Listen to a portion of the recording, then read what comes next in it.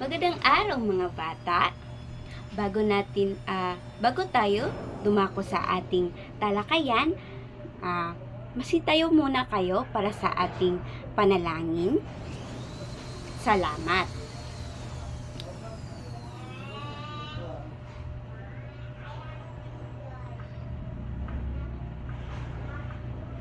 Sa ngalan ng Ama, ng Anak, ng Espiritu Santo. Amen. Panginoon, salamat po sa panibagong araw na ito upang kami ay matuto. Buksan niyo po ang aming isipan upang lubos na maintindihan ang aming mga aralin. Bigyan niyo din po ang aming mga guro, mga magulang, at mga kamag-aral ng lakas ng katawan at isipan na masigit namin kailangan sa araw-araw sa panahong ito. Ang lahat po ng ito ay aming dinadalangin sa iyo, aming Diyos Ama. Amen. Ama, ng Anak, ng Espiritu Santo. Amen. Hiraya!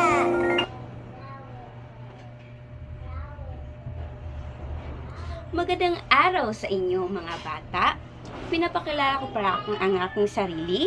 Ako pala si Binibining Makan o pwede nyo din akong tawaging Ma'am Charity. At ngayon, meron na akong mga alituntunin sa klase. Una, makinig sa klase o dapat talaga na makinig kayo sa klase habang ang guro ay nagtatalakay sa kanyang mga alituntunin. Dalawa, itaas ang kamay kung gustong sumagot sa klase. Dapat itaas ang inyong kamay kung gusto nyong sumagot sa klase. At pangatlo, respetuhin ang mga guro, gayon din ang mga kaklase. Dapat respetuhin din ang mga guro at mga kaklase kung kahit saan man kayo pumunta. At ngayon mag-check ako ng mga ng attendance if ang mga estudyante ay present sila. Ang una ko tawagin ay si Alahenyo. Very good, present siya. Ambong. Oh, very good, present. And lastly, Ikong. Oh, very good. Dahil present lahat.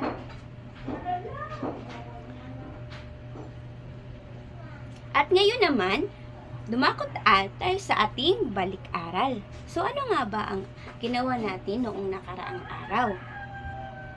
Ano ngayon mga bata? Very good. Ang ating tinalakay noong nakaraang araw ay pandiwa. So, ano nga ba ang pandiwa? So, ang pandiwa ay isang pangunahing kilos o gawa ng isang tao sa puok man o mga pangyayari. Ang mga halimbawa nito ay naglilinis, kumakain, tumatakbo o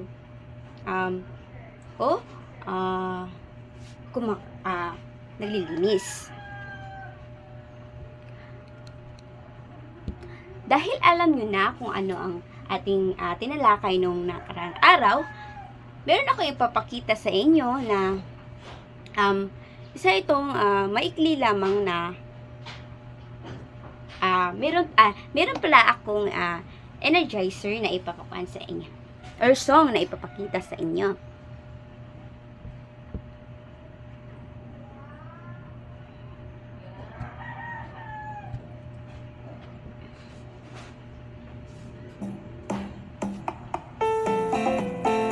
Ito ay Sanhi at Bunga na ang song niya kay Marshall Kanambahay Kubo. Sanhi at bunga ating alamin, anong dahilan ating tukuyin. Kapag may sanhi, may bunga susunod. Pag-aral ang mabuti, hindi malito. Lakas na ulan, baha ay dulot.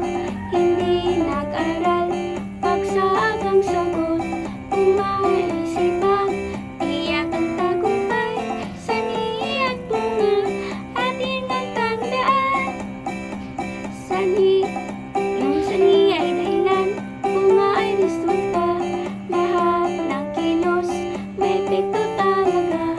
Kaya't mag-isip sa bawat galaw, sani at bunga, laging matanaw. When you have the perfect response in your head, but you're Ngayon mga bata, nakita nyo na kung ano ang nakakuha sa song. So, ano ang iyong napansin sa kantang iyon? Tama, meron siyang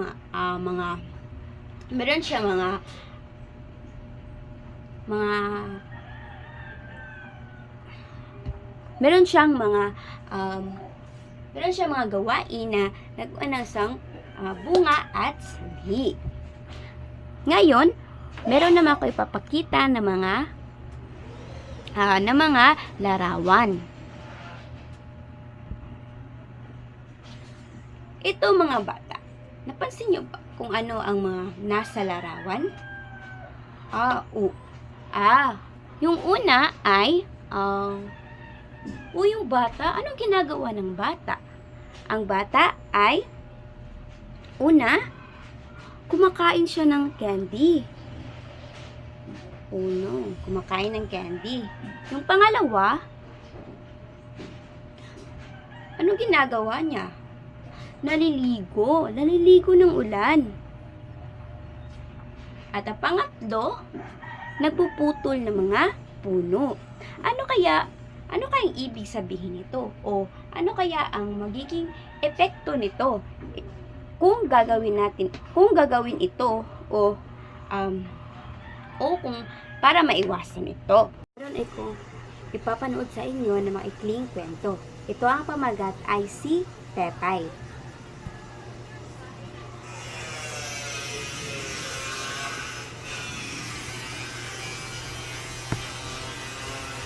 Magandang umaga! Kamusta mga bata? Handa na ba kayong makinig sa ating panibagong kwento? Ang kwentong ito ay may pamagat na si Pipay. Ito ay maikling kwento na katha ni Ginang Josephine C. Pamilaran. Madalas na pinupuri si Pipay ng kanyang mga magulang dahil siya ay masipag mag-aral at matulungin sa mga gawaing bahay. Pumapasok siya ng maaga upang hindi siya mahuli sa klase.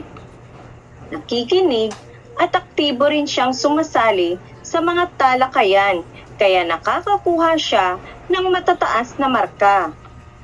Marami rin siyang mga kaibigan sapagkat mabait siya at hindi nakikipag-away.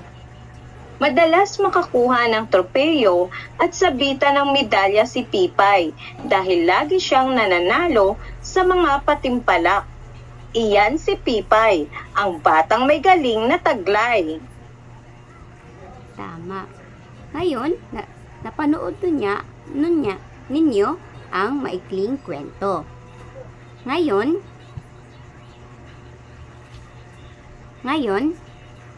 ano ang inyong naintindihan sa kwento? Meron akong mga katanungan. Una, sino ang pangunahing tauhan sa kwento? Magaling, si Pepay. Pangalawa, ano ang ginagawa ni Pepay para makakuha siya ng mataas na marka? Sa nabasa ninyo doon sa kwento, ang ginawa ni Pepay para tumaas ang kanyang mga marka ay pumapasok siya ng maaga, nakikinig siya sa klase at sumasagot siya sa klase. Kaya, nakakuha siya ng matataas na marka. Pangatlo, ano ang inyong natutunan sa kwento? Tama, very good. Ang dapat matutunan doon sa kwento ay dapat talaga magsipag sa pag-aaral, sumagot sa guro kung ito ay tinatanong. At dapat masipag ka ding mag-aral. At yun.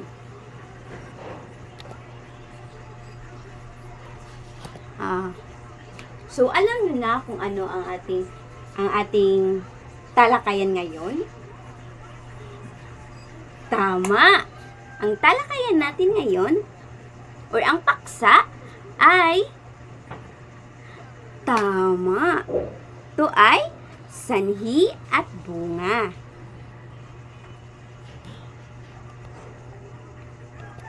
So, ano nga ba ang sanhi at bunga? Ang sanhi at bunga. Una muna, punta muna tayo sa sanhi. So, ano nga ba ang sanhi? Ang sanhi ay tumutukoy sa pinagmulan o dahilan ng isang pangyayari. Ito ay nagsasabi ng mga kadahilanan ng mga pangyayari. At ano naman ang bunga? Ang bunga ay ang resulta o kinalabasan o dulot ng isang gawa o pangyayari. Ito ay may epekto ng kadahilanan ng pangyayari. Meron itong dalawang uri na ang dalawang ito ay laging inauugnay ng mga sumusunod. Una, dahil, kung kaya, kasi, sapagkat, kung, at kapag. Ang halimbawa nito ay sa sanhi, ang halimbawa ay sapagkat mas nasiyahan ang Diyos sa handog ni Abel, si Cain ay nagalit. Ang sanhi dito ay sapagkat dahil ang quantity sa sanhi kay ang sapagkat. Number 2, dahil sa inggit ni Cain kay Abel ay nagawa niyang paslangin. Malalaman mo kung ito ay sanhi dahil meron itong dahil. Sa bunga naman, ang halimbawa ng bunga ay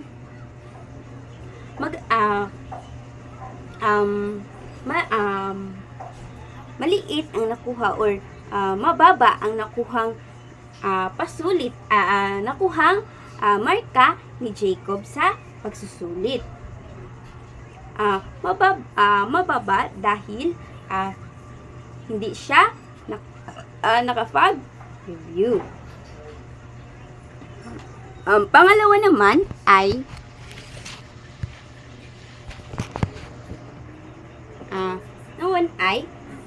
masipag sa trabaho si Pedro, kaya na-promote siya sa kanyang trabaho. Pangatlo, biglang sumama ang pakiramdam ng ina ni Ana. Kaya hindi siya nakapagpasulit. So, alam nyo na kung ano ang sanhi at bunga?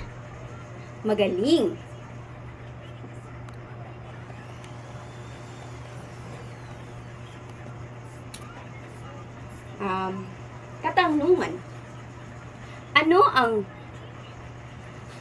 Katanungan. Ano ang ibig sabihin ng sanhi at bunga?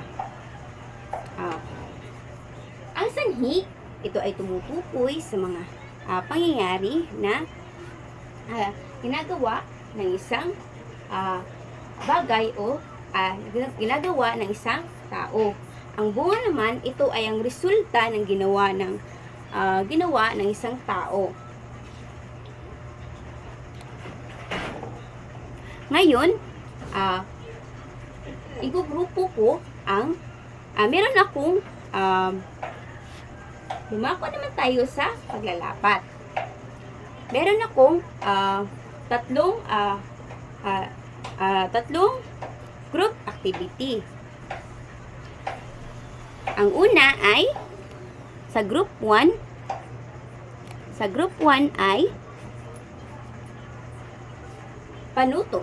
Sa longgihitan ang nagpapakita ng sanhi at bilugan naman ang nagpapakita ng bunga. Sa group 2, panuto. Bilugan ang titik ng angkop ng bawat bunga ng bawat larawan.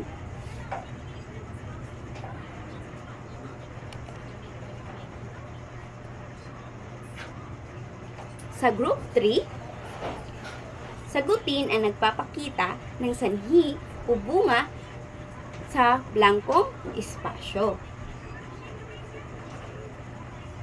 Kayo ay tapos na? Magaling! At ito naman ang criteria sa aktibidad na ito.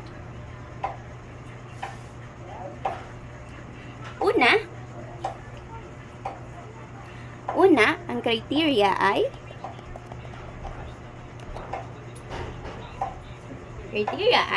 dapat lahat ng miyembro ay aktibong nakikilahok sa gawaing kooperasyon.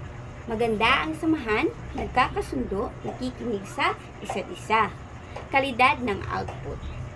Maayos, malinis, at mataas ang kalidad ng gawa. Ang presentasyon ay malinaw ang pagkakapresenta at organisado at nagtutulungan. So, ang kabubuang score ay 50 points.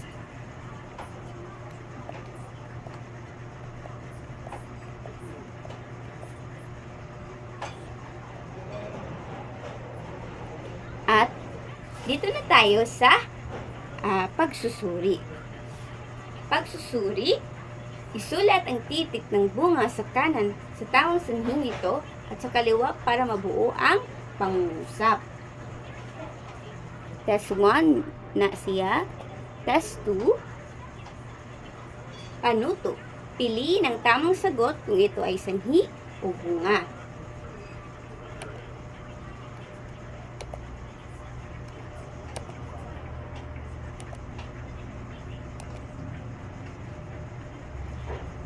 Ngayon naman, ang ating takdang aralin. Panuto. Isulat ito sa inyong takdang aralin at iwasto natin ito sa susunod na klase natin. Sumulat ng maikling kwento na may sanhi at bunga. Okay. Tapos na.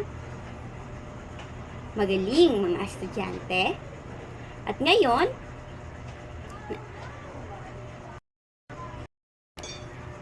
ang klase.